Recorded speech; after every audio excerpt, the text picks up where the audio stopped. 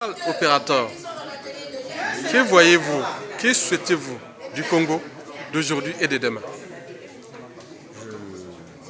Je souhaite un Congo libre, hein, je me bats toujours pour ça. Voilà où la liberté des citoyens sera garantie. Voilà. On se bat pour ça. Est-ce que vous pensez que les acteurs politiques et militaires actuels sont des lâches? Et pourquoi?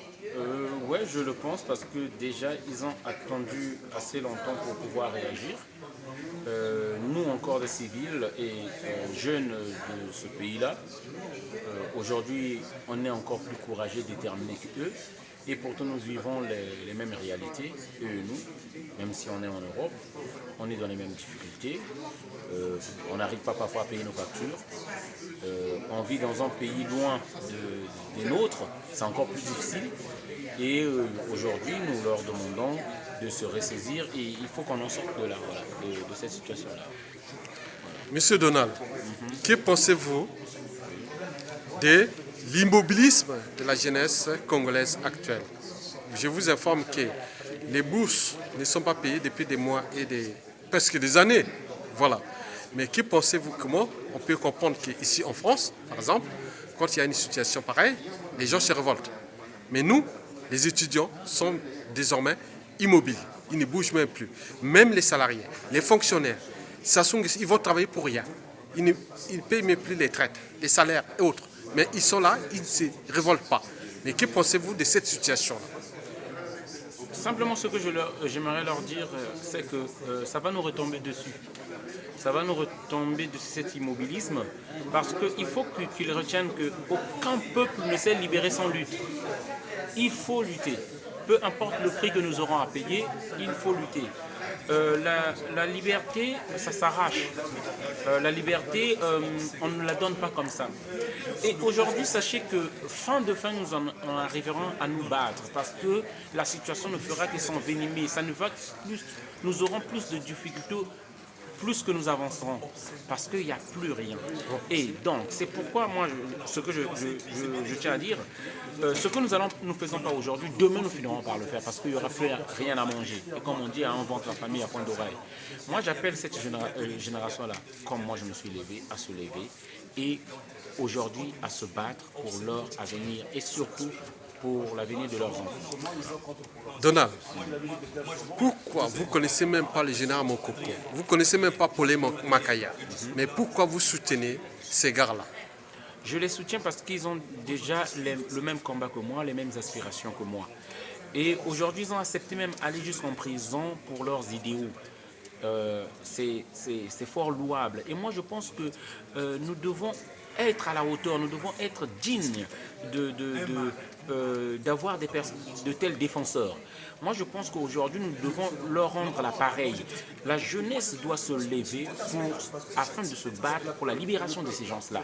Voilà, et c'est pourquoi moi, je me suis levé. Et aujourd'hui, dès que les moyens, nous en aurons les moyens, moi-même, je descendrai sur le terrain pour venir confirmer cette loi. Je me battrai sur le terrain. Voilà, pour confirmer mon combat et mes convictions. Voilà. Très bien. Donald, un peuple qui ne se révolte même plus, est-ce que le Congo est mieux pour l'esclavage des Sassou et d'Nguesso? Non, on n'est pas mieux. Parce que moi, je crois en cette jeunesse-là. Malgré tout, pour dire la vérité, je crois en cette jeunesse-là. Parce que moi, je parle avec eux. La jeunesse, ils n'ont pas les moyens. Et aujourd'hui, si on nous offre les moyens, et je dis bien, en une journée, nous nous débarrasserons de Sassou. En une journée, si on a les moyens. Donc, moi, je suis pour ceux-là qui cherchent les moyens pour aider cette jeunesse-là qui se bat pour sa liberté. Donald, Oui. le Congo a désormais 2 constitutions. C'est du jamais vu dans l'histoire, même de la société et de la civilisation.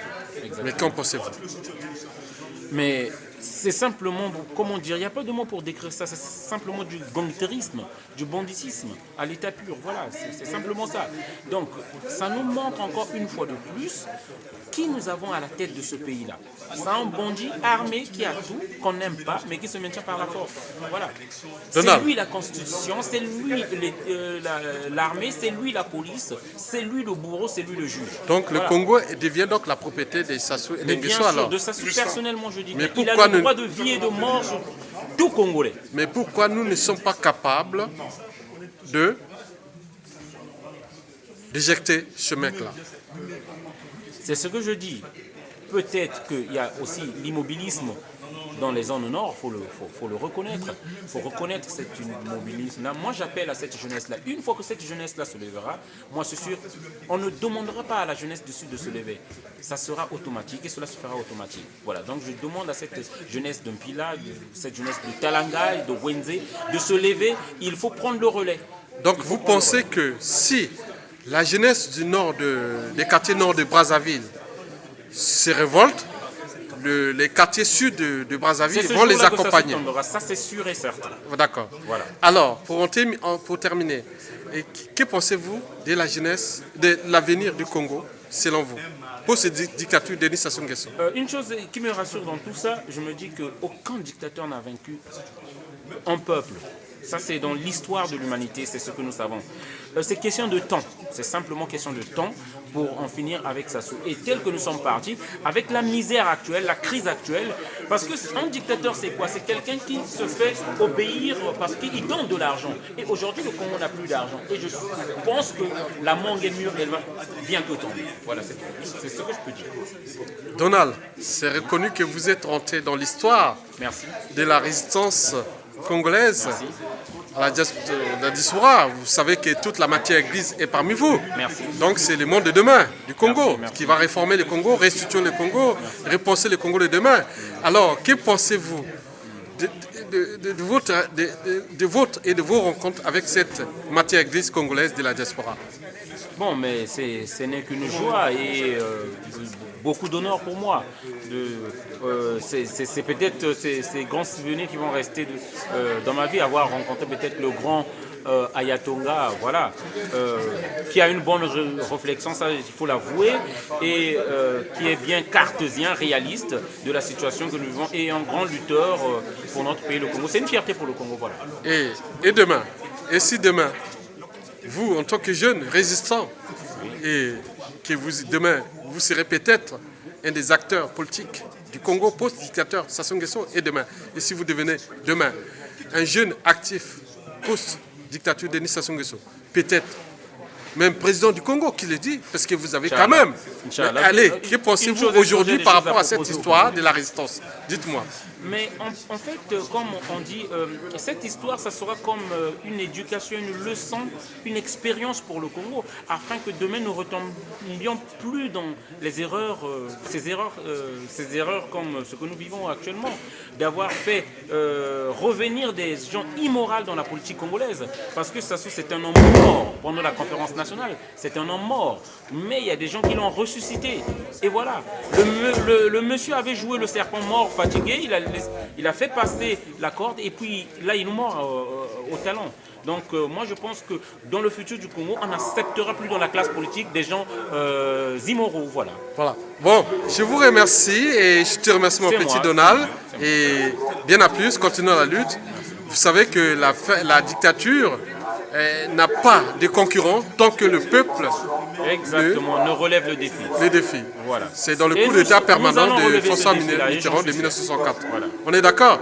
Mon petit, le combat est là permanent et donc nous sommes là. Sassou Nguesso doit partir. Il doit partir. Donc il faut le dire aussi que le combat aujourd'hui n'est plus des questions du nord, sud, est, ouest, non. C'est des quoi là? C'est des mauvais qui sont là. Ça c'est la vieille génération. Voilà. Nous sommes une autre génération. Voilà, on est et plus nous dans sommes ce genre. Unis. Voilà.